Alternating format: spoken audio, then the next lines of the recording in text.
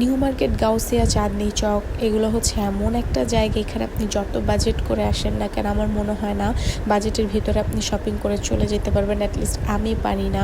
মানে স্পেশালি হচ্ছে রাস্তার মধ্যে যেরকম ফুটপাতে যে জিনিসপত্রগুলো বিক্রি করে এগুলো কেনাকাটা করেই আপনার যে 1000 টাকা কীভাবে নাই হয়ে যাবে আপনি মানে টেরও পাবেন না। মানে আমি এরকম রাস্তার মধ্যে সাইডে যা যা দেখি আমার সব কিছু কিনতে ইচ্ছা করে। আর আমার এমন একটা খারাপ অভ্যাস, আমার যেটা জরুরি আমি সেটা না কিনে যেটা জরুরি না মানে আপাতত দরকার নেই আমি সেই জিনিসগুলো আগে কিনে ফেলি।